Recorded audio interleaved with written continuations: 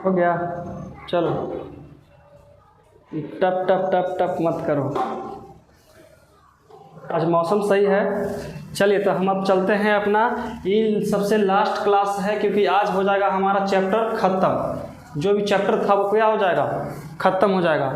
और मेरे पास 2-2 मार्कर आ गया है क्योंकि हम दोनों हाथ से पढ़ाएंगे, इसलिए एक ही हाथ से पढ़ाएंगे। देखिए 9 ये जो आपको दिखा रहा है ना, इसका मतलब है कि यहाँ तक 9 क्लास कंप्लीट हो चुका है इस चैप्टर के लिए। ठीक है कि नहीं है, समझ में आया? तो आज हमारा जो रहेगा क्लास 10 रहेगा और सबसे लास्ट सबसे लास्ट है। ठीक है, आज के बाद कल हमारा जो रहेगा इसका ऑब्जेक्टिव देखेंगे। क्या देखेंगे? ऑब्जेक्टिव। कम से कम इसमें 50 ऑब्जेक्टिव हम निकाले हैं, वो बहुत ही ज़रूरी है। हर एक ऑब्जेक्टिव एक दूसरे के लिए ज़रूरी है। तो हम लोग चलते हैं बिना समय गवाए। और देखिए हम कल पढ़ लिए थे कि बिहार के पिछड़ेपन का कारण पढ़े थे। कल क्या पढ़े थे? कारण। जनसंख्या में वृद्धि हो गया, कृषि में पिछड़ापन हो गया, औद्योगिक की कमी हो गया, अच्छा डॉक्टर की कमी हो गया, अच्छा सड़क की कमी, बिजली की कमी, सब कुछ का कमी है। उत्तरी बिहार में बाढ़ आता है, उसमें हमारा पिछड़ापन हो गया। सही प्रशासनिक की कमी है, सही नेता की कमी है, बिहार में हर एक प्रकार की कमी है। वही कल हम क्या पढ़ रहे थे? कारण। और आज हम पढ़ेंगे उपचारण। उपचारण मतलब कि निवारण पढ़ेंगे और देखेंगे। देखिए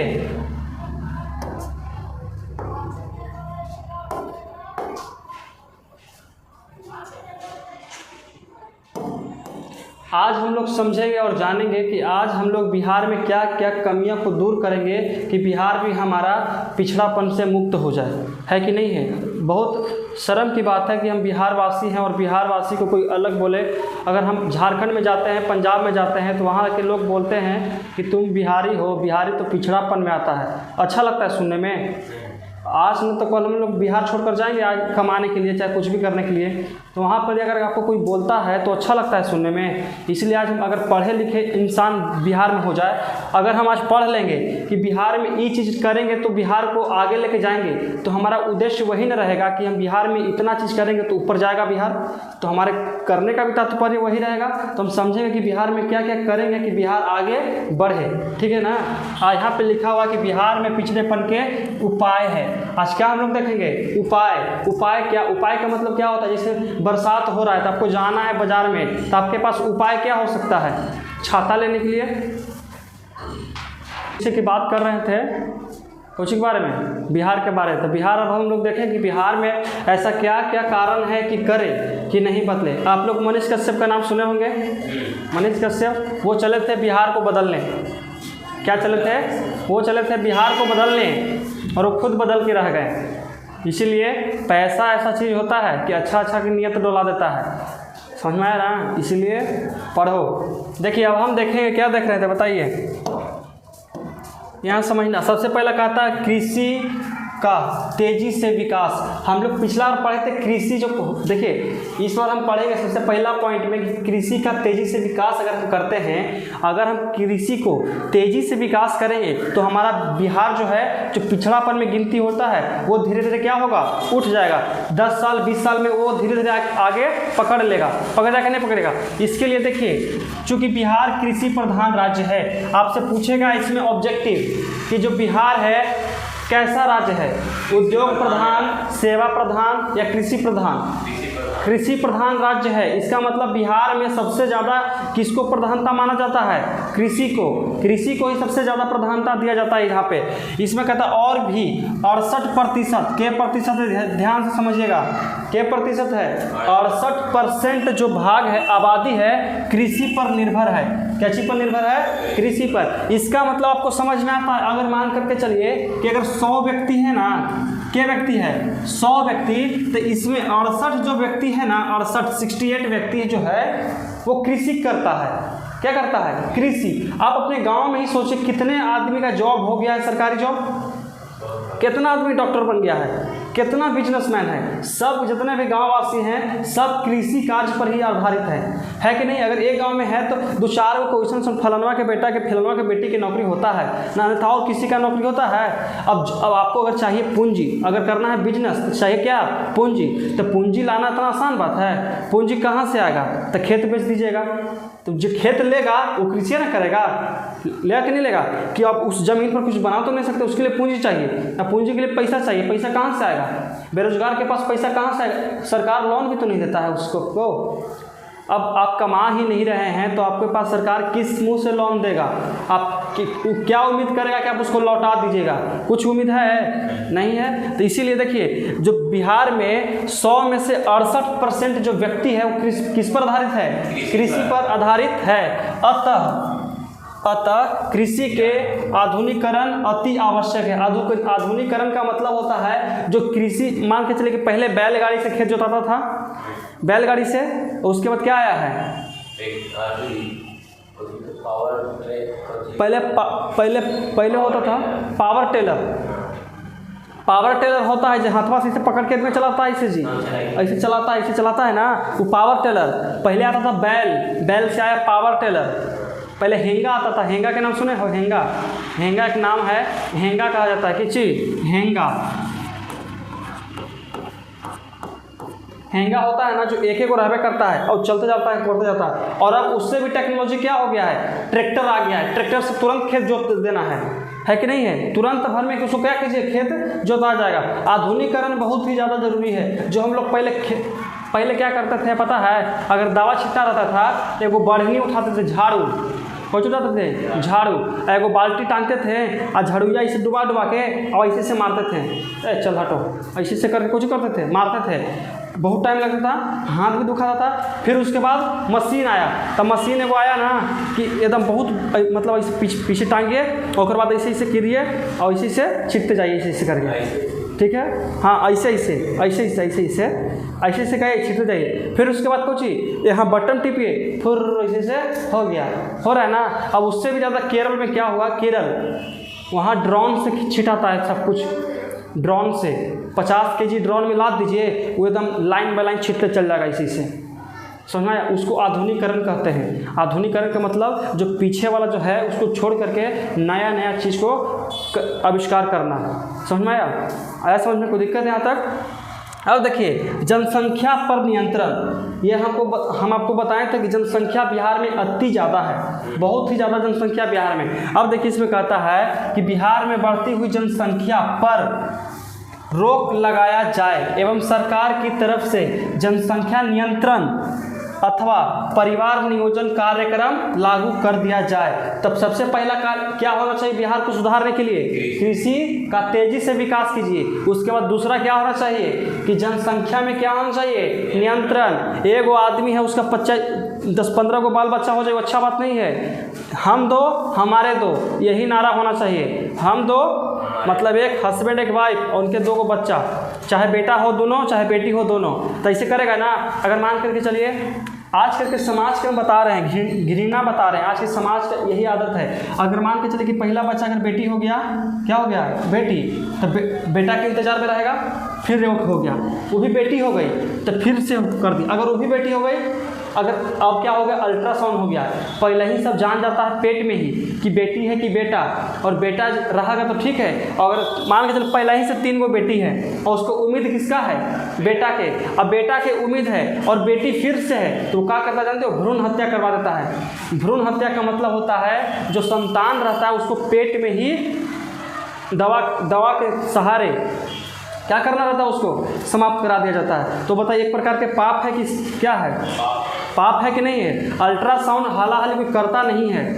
अल्ट्रासाउंड करना बहुत ख़राब बात है। पहले ही आप बता दीजिएगा कि बेटा है कि बेटी, और उसको अगर बेटी की ज़रूरत नहीं है, अगर बेटी रह गया तो मरवा ही न देगी, मरवा देगी। सबसे अच्छा 2 गो जैसी हुआ उसी के बाद आप तुरंत नसबंदी करवा दीजिए, है कि नहीं है? उसके बाद आपका कोई भी संतान नहीं है, जो 2 गो बेटी है उसी के आधार पर। तो बेटा के चक्कर में 5-6 गो बेटी हो जाए वो सही है, और लास्ट में अगर नहीं हुआ तो 2-3 गो बेटी के पेट में ही क्या करवाते हैं? भ्रूण हत्या करवा देते हैं। ये होता है यहाँ मानसिकता, समझिए आप लोग। समझ में आया? तुम लोग इसे मत करवाना, ठीक है ना। तो जनसंख्या में क्या चाहिए हमको, नियंत्रण चाहिए। नियंत्रण का मतलब ये नहीं कि चले पसली उठा लिए और जब रास्ता में मिल गया उसको मार दिए। हाँ, तब अगर वो पढ़ ले रहेगा यही वाली बतिया तो वो तुमको भी मार देगा। नियंत्रण का मतलब होता है कि जन्म लेने से ही उसको रोकना है, उसका हत्या नहीं करना है।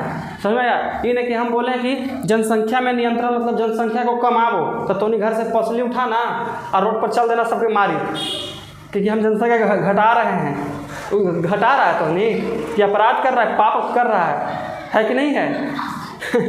सही बात है, सुनने में अच्छी बात है। क्या कि वो पसली उठा लिए, वो कुल्हाड़ी उठा लिए, भाला उठा लिए, जो ना है उसको भोंकले गए। कोई पूछे कुछ कर रहा है तो जनसंख्या घटा रहे हैं। बिहार में जनसंख्या कुछ चाहिए, घटना चाहिए।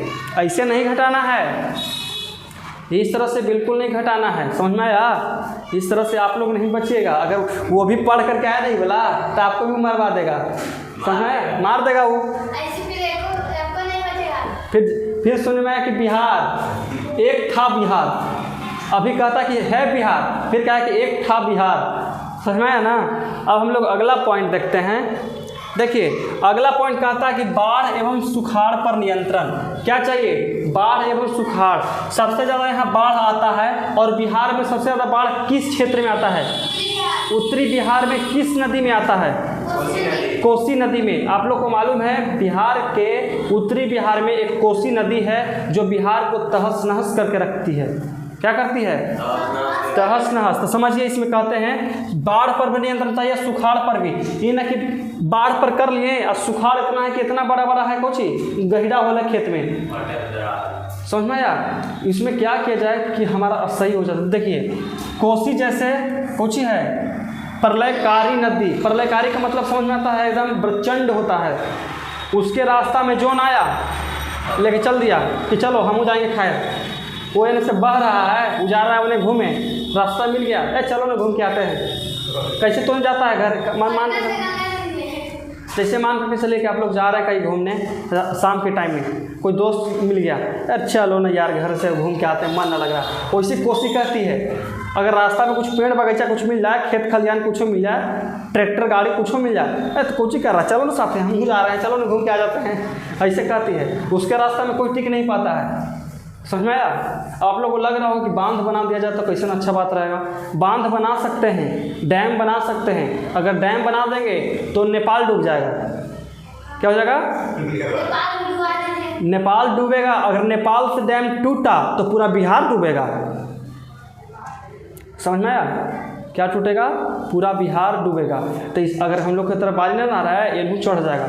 अगर देखिए अगर हमको रोकना है, मान करके चलिए कि यहाँ पर्वत है ना, यहाँ से पर्वत, यहाँ से पानी निकल रहा है ना, और यहाँ पे हमारा बिहार है, यहाँ पे नेपाल पड़ गया। अब सोचिए कि यहाँ पानी एकदम घर घर ले आता है, तो क्या कीजिए कि डैम ही ना बनाना है, एक डैम यहाँ पे बना दीजिए और उसमें पूरा तरह से पानी मत रखिए, पानी छोड़िए लेकिन पूरा मत छोड़िए। यहाँ से पानी छोटा कि एक डैम को तो संभालना बस की बात है नहीं, जब इतना प्रलयकारी है तो इसको संभाल लेगी नहीं, तो यहाँ पे फिर एक डैम बना दीजिए।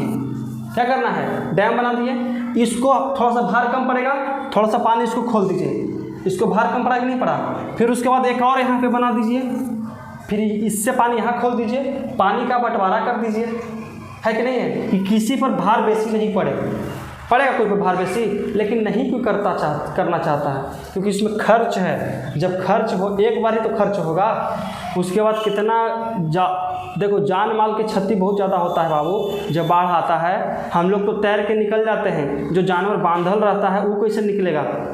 सोचिए, वो बांधल है खुट्टा में, वो तोड़ा तो नहीं सकता है। सोचिए वो सब बिना मतलब है कि ना मर जाती है। इसीलिए समझदार बनो तुम लोग भी। यहाँ तक समझ में आया? देखिए का सोचिए है, सोचिए कोसी जैसे प्रलयकारी नदी में मुहाता मोड़कर सुखाड़ वाले क्षेत्रों में कर देना चाहिए। इनका कहना है कि अगर हम कोसी नदी को यहाँ से, कोसी नदी मान के चले कि बह रही है, कौन सी बह रही है? कोसी नदी। और इधर बिहार, इधर बिहार, तो कोसी नदी से छोटा छोटा बांध निकाल देंगे।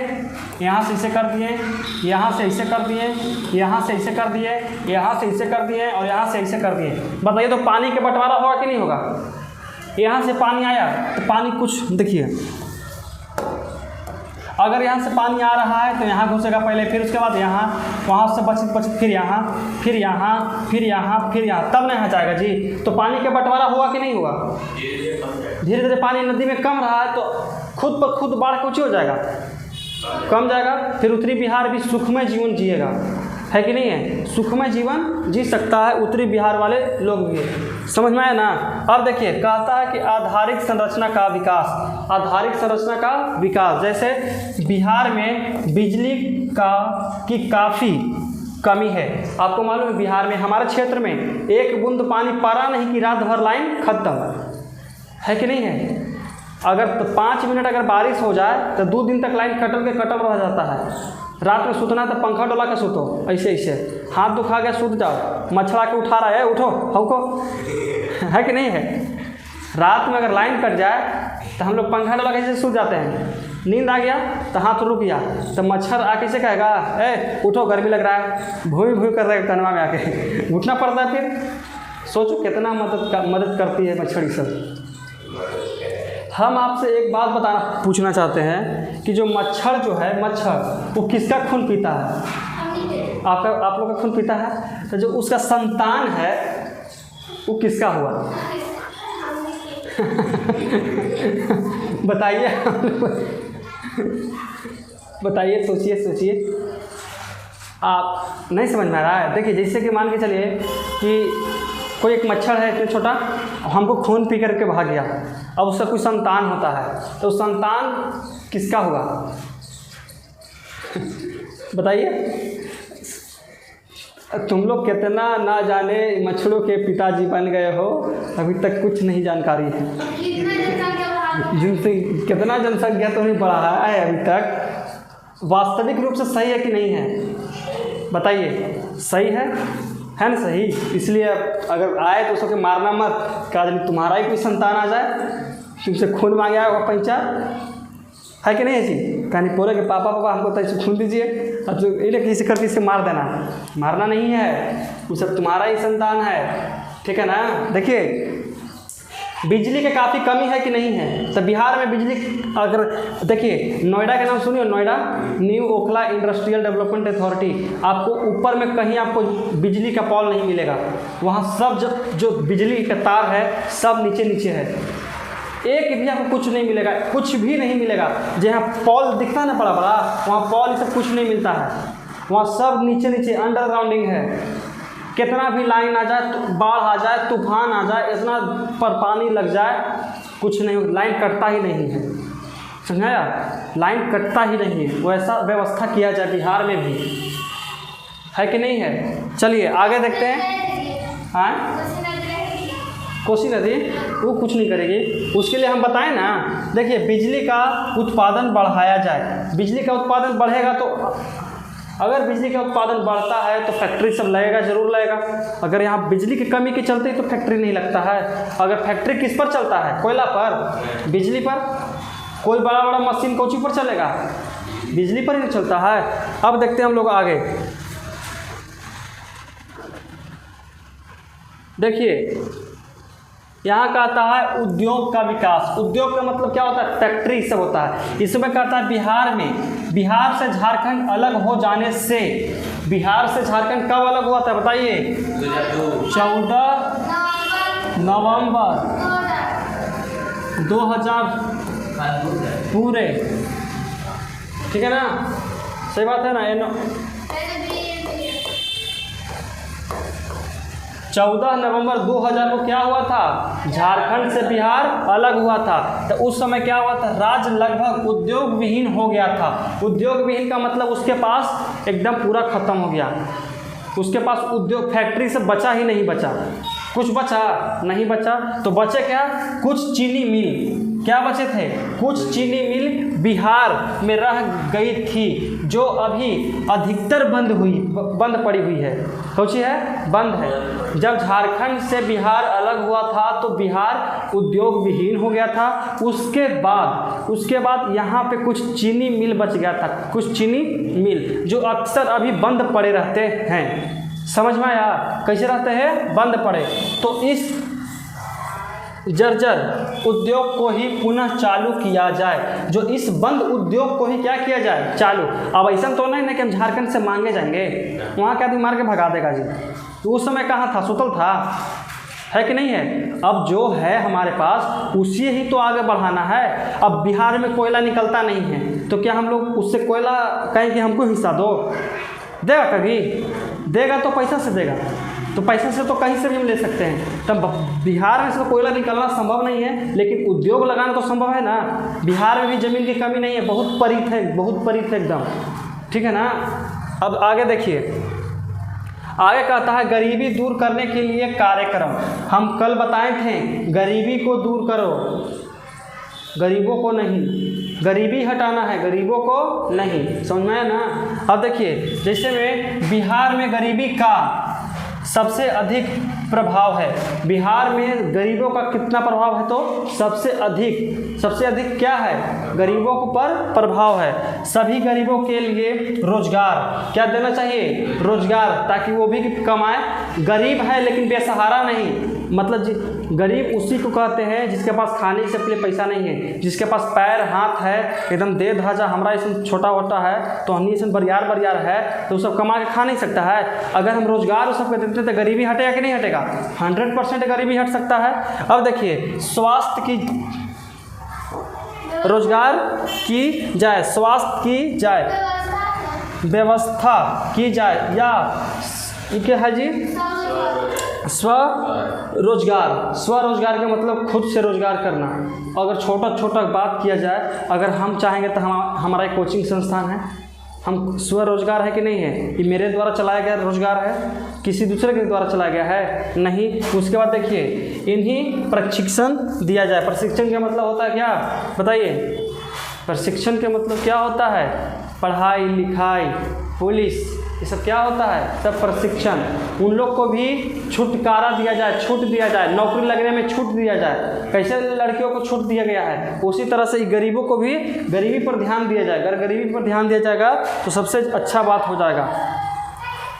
चलिए, तो आज का जो हमारा क्लास रहेगा यही रहेगा, और हमारा जो एक्सरसाइज तो नहीं कर सकते हैं, ये जो चैप्टर है अर्थव्यवस्था एवं इसके विकास का इतिहास, आज हमारा पूर्ण रूप से समाप्त हो गया है। अगर आपको ऑब्जेक्टिव की ज़रूरत है तो इसके नेक्स्ट वीडियो में हम ऑब्जेक्टिव रख देंगे। तो मिलते हैं हम लोग ऑब्जेक्टिव में।